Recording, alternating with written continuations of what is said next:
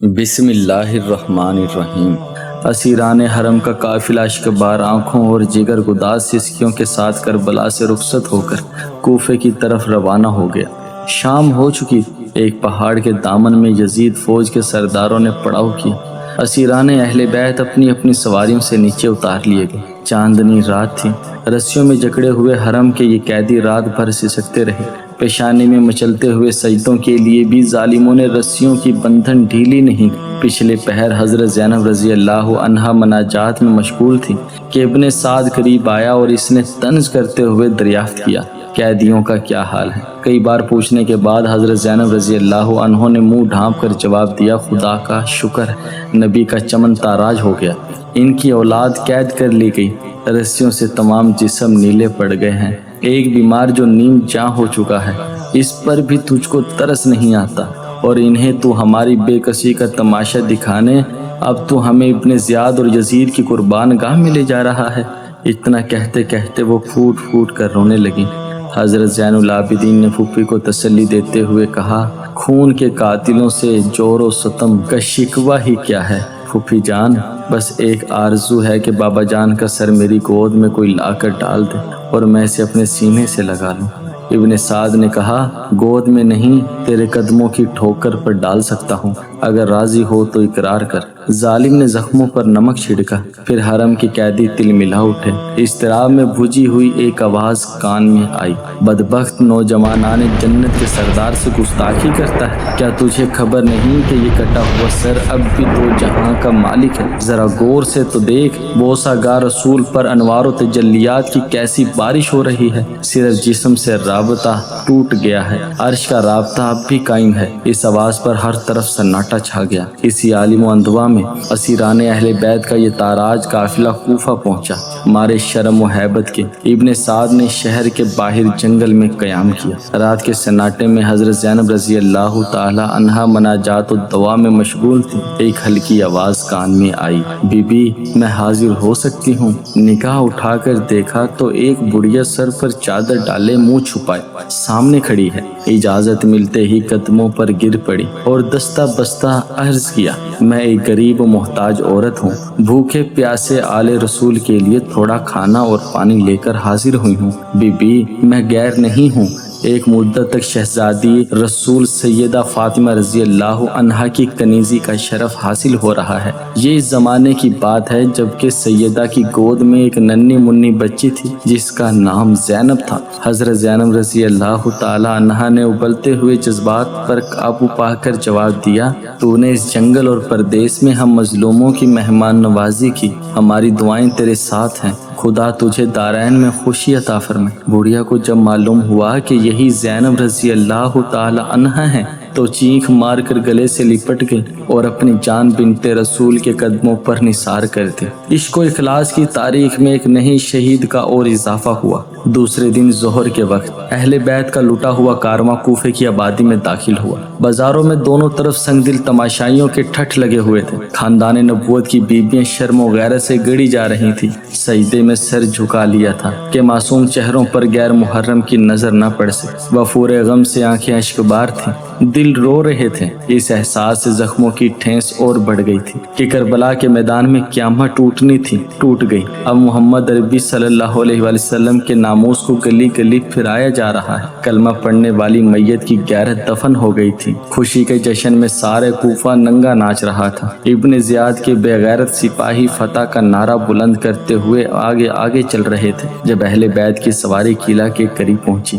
تو ابن زیاد کی بیٹی فاطمہ اپنے منہ پر نقاب ڈالے ہوئے باہر نکلی اور خاموش دور کھڑی حسرت کی نظر سے یہ منظر دیکھ رہی تھی۔ ابن زیاد اور شمر کے حکم سے سیدانیاں اتاری گئیں۔ عابد بیمار اپنی والدہ اور پھوپھی کے ساتھ بندھے ہوئے تھے۔ ادھر بخار کی شدت سے ضعف و ناتواں انتہائی کو پہنچ چکی تھی۔ اونٹ سے اترتے وقت گش آ گیا اور بے حال ہو کر زمین پر گر پڑے۔ سر زخمی ہو گیا، خون کا فوارہ چھوٹنے لگا۔ یہ دیکھ کر حضرت زینب رضی اللہ عنہا بےتاب ہو گئی، دل بھر آیا۔ ڈبڈباتی آنکھوں کے ساتھ کہنے لگی، آل فاطمہ میں ایک ہی عابد بیمار کا خون محفوظ رہ گیا، چلو اچھا ہوا، کوفے کی زمین پر یہ قرض بھی ادا ہو گیا۔ ابن زیاد کا دربار نہایت تذک و احتشام سے آراستہ کیا گیا تھا۔ فتح کے نشے میں سرشار تخت तख्त पर बैठा हुआ इब्ने ज़ियाद अपनी फौज के सरदारों की जुबानी करबला वाक़ियात सुन रहा था। सामने एक तश्त में इमाम अली मकाम का सर मुबारक रखा हुआ था। इब्ने ज़ियाद के हाथ में एक छड़ी थी। वो बार बार हजरत इमाम के लुभाए मुबारक के साथ गुस्ताखी करता और कहता जाता था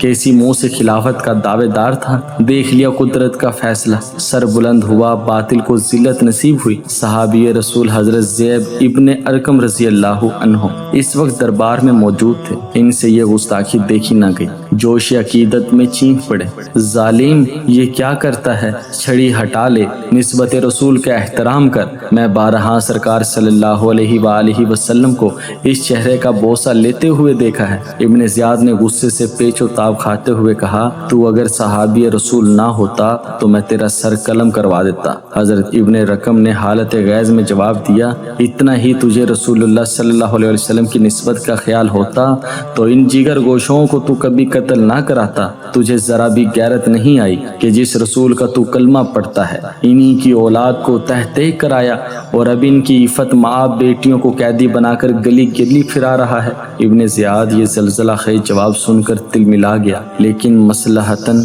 खून का घूंट पी कर रह गया। असीरान हरम के साथ एक बोसीदा चादर में लिपटी हुई हजरत ज़ैनब रज़ी अल्लाहु अन्हो एक गोशे में बैठी हुई थी और इन कनीज़ों ने इन्हें अपने झुरमट में ले लिया। इब्ने ज़ियाद की नज़र पड़ी तो दरियाफ्त किया, ये कौन औरत है।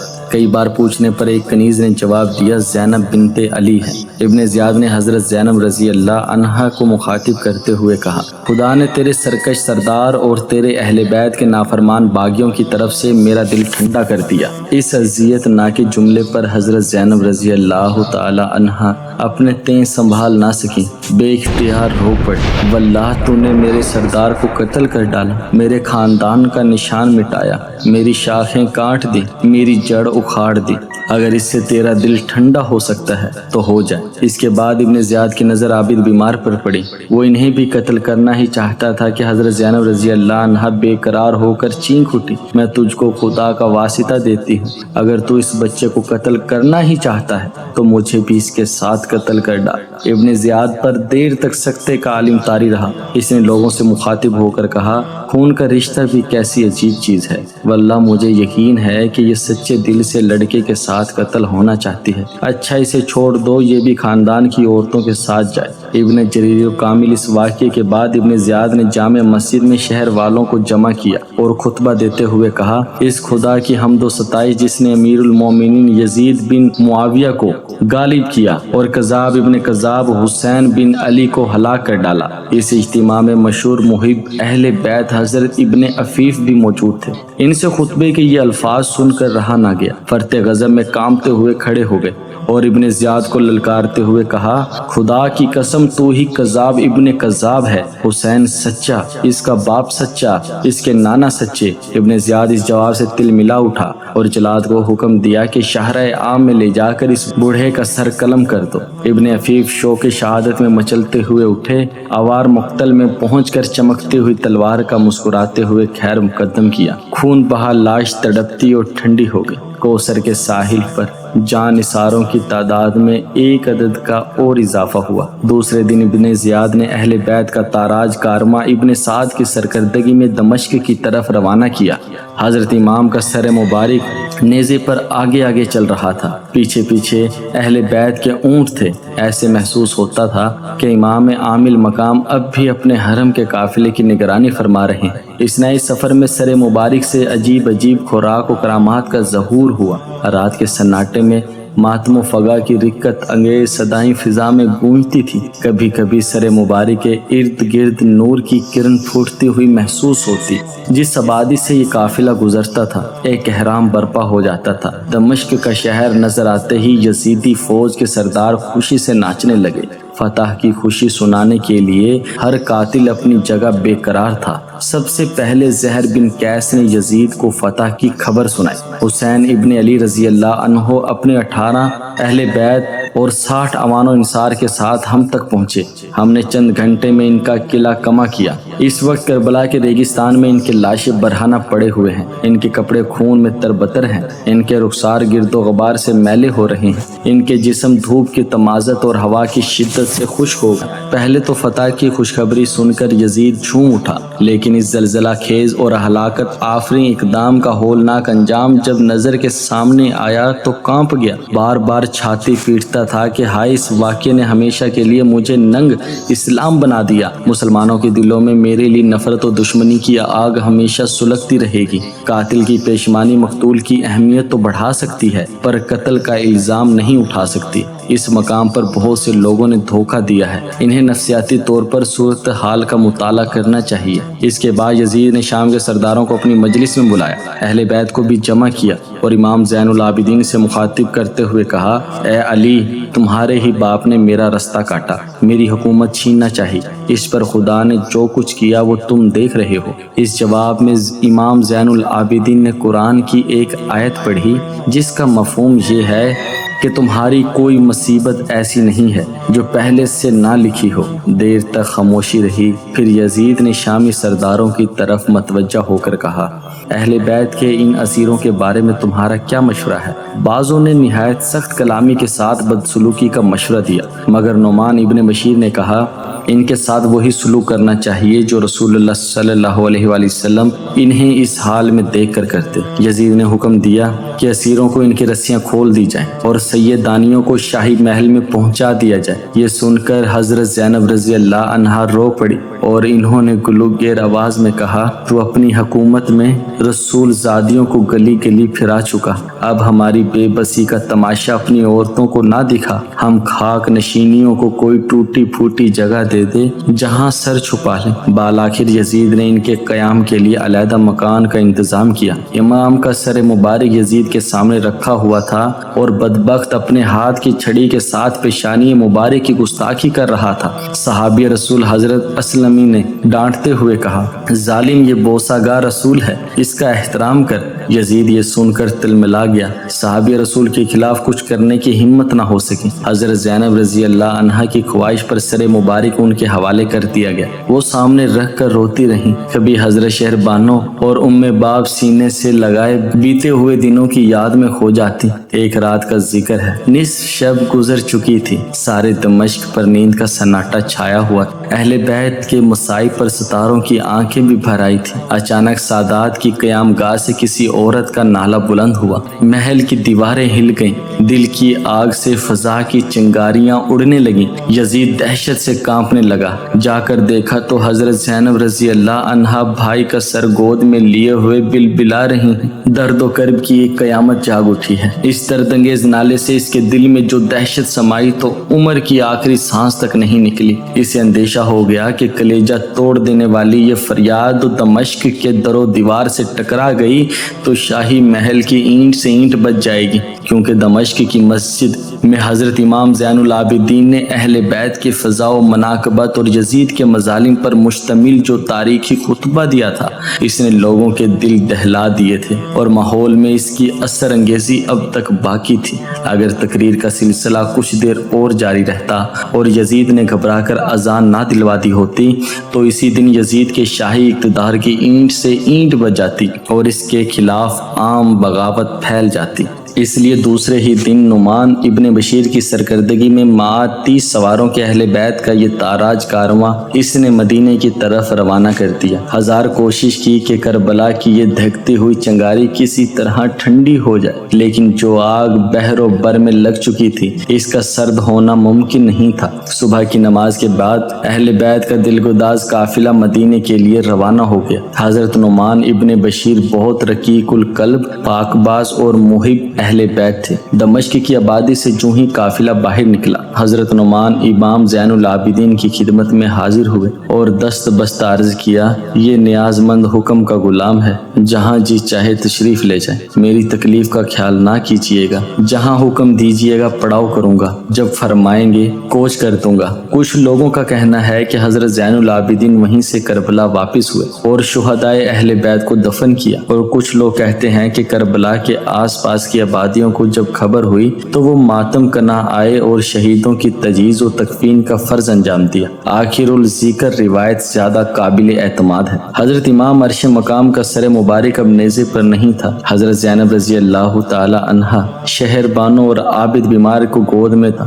پہاڑوں، صحراؤں اور ریگستانوں کو عبور کرتا ہوا قافلہ مدینے کی طرف بڑھتا رہا۔ منزلیں بدلتی رہیں اور سینے کے جذبات مچلتے رہے، یہاں تک کہ کئی دنوں کے بعد اب حجاز کی سرحد شروع ہو گئی۔ اچانک سویا ہوا درد جاگ اٹھا۔ رحمت و نور کی شہزادیاں اپنے چمن کا موسم بہار یاد کر کر کے مچل گئی۔ کربلا جاتے ہوئے انہی راہوں سے کبھی گزرے تھے۔ کشور امامت کی یہ رانیاں اس وقت اپنے تاجداروں اور ناز برادروں کے ذل عاطفت میں تھی۔ زندگی شام و سحر کی مسکراہٹ سے معمور تھی۔ کلیوں سے لے کر گنچوں تک سارا چمن ہرا بھرا تھا۔ ذرا چہرہ اداس ہوا، چارہ گروں کا ہجوم لگ گیا۔ پلکوں پہ ننھا سا قطرہ چمکا اور پیار کے ساگر میں طوفان امڑنے لگا۔ سوتے میں ذرا سا چونک گئے اور آنکھوں کی نیند اڑ گئی۔ اب اسی راہ سے لوٹ رہے ہیں تو قدموں کے نیچے کانٹوں کی برچھیاں کھڑی۔ تڑپ تڑپ کر قیامت بھی سر پر اٹھا لیں تو کوئی تسکین دینے والا نہیں۔ خیمہ جڑا پڑا ہے، قافلہ ویران ہو چکا ہے۔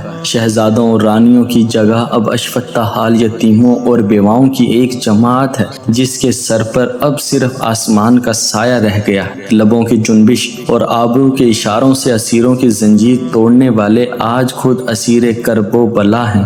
مدینے کی مسافت گھنٹے گھنٹے اب چند منزل رہ گئی تھی۔ ابھی سے پہاڑوں کا جگر کانپ رہا ہے، زمین کی چھاتی دہل رہی ہے۔ قیامت کو پسینہ آ رہا ہے کہ کربلا کے فریادی مالک کونین کے پاس جا رہے ہیں۔ قافلے میں حسین نہیں ہے، اس کا کٹا ہوا سر چل رہا ہے۔ استغاثے کے ثبوت کے لیے کہیں سے گواہ لانا نہیں ہے۔ بغیر دھڑکا حسین جب اپنے نانا کی تربت پر حاضر کیا جائے گا تو خاکدان گیتی کا انجام دیکھنے کے لیے کس کے ہونش سلامت رہ جائیں گے۔ پردیس میں کربلا کے مسافروں کی آج آخری رات تھی۔ نہایت بے قراری میں کٹی۔ انگاروں پر کروٹ بدلتے رہے۔ صبح سویرے ہی کوچ کے لیے تیار ہو گئے۔ نعمان ابن بشیر آگے چل رہے تھے، ان کے پیچھے اہل بیت کی سواریاں تھیں۔ سب سے آخر میں 30 محافظ سپاہیوں کا مسئلہ دستہ تھا۔ دوپہر کے بعد مدینے کی سرحد شروع ہو گئی۔ اب فریادیوں کا حال بدلنے لگا، سینے کی آگ تیز ہونے لگی۔ جیسے جیسے مدینہ قریب آتا جا رہا تھا،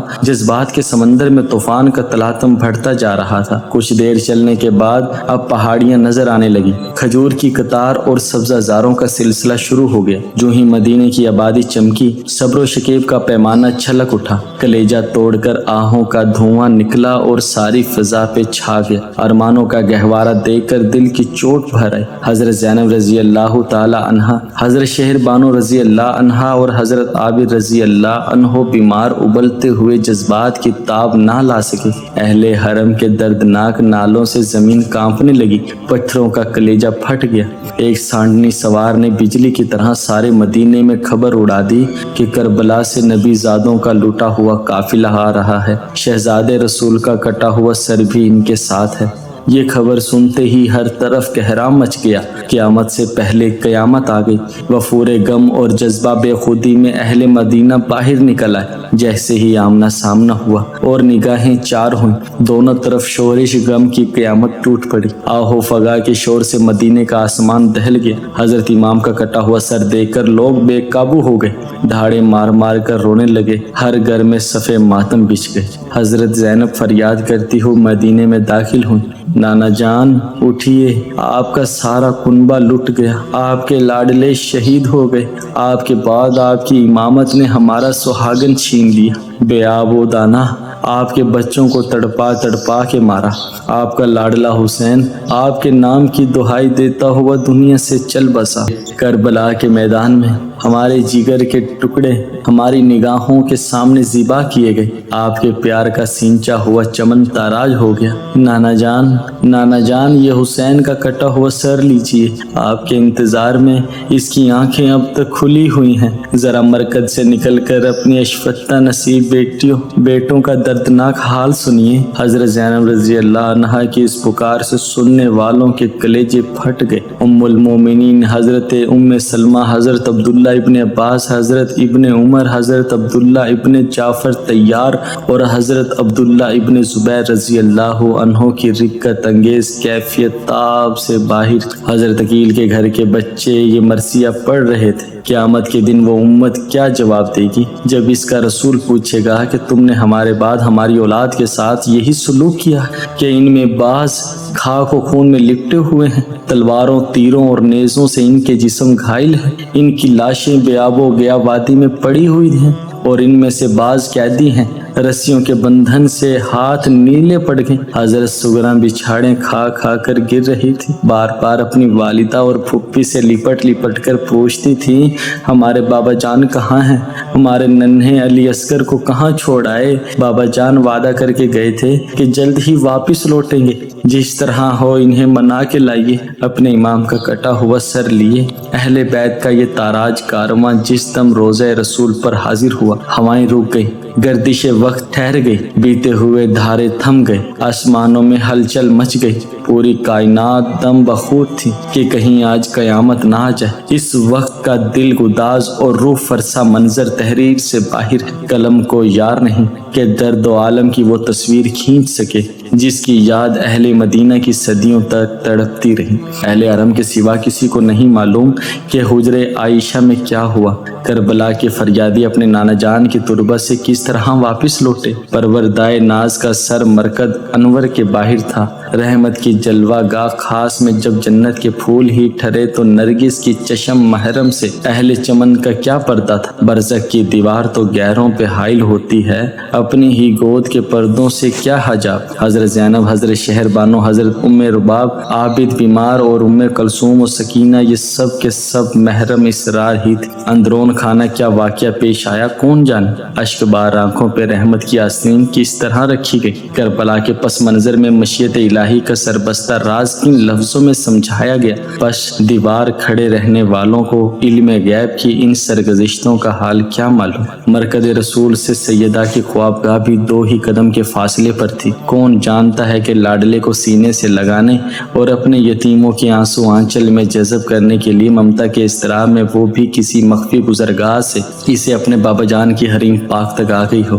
تاریخ صرف اتنا بتاتی ہے کہ حضرت زینب رضی اللہ عنہا نے پلک پلک کر کربلا کی داستان زلزلہ خیز سنائی۔ شہر بانو نے کہا خاندان رسالت کی بیوہ اپنے سہاگ لٹا کر در دولت پر حاضر ہے۔ عابد بیمار نے عرض کیا یتیمی کا داغ لیے حسینی کی آخری نشانی ایک بیمار نیم جاں شفقت و کرم اور صبر و ضبط کی بھیک مانگتا ہوں۔ آہ رفقہ کا ابلتا ہوا ساگر تھم جانے کے بعد شہزادہ کونین حضرت امام عالی مقام کا سر مبارک کا در مشتہ حضرت سیدہ کے پہلو میں سپرد خاک کر دیا گیا۔ دریا کا بچھڑا ہوا قطرہ بھی دریا میں جا ملا، پھر اٹھتی ہوئی موجوں نے اسے آغوش میں لے لیا۔ واللہ تعالی عالم۔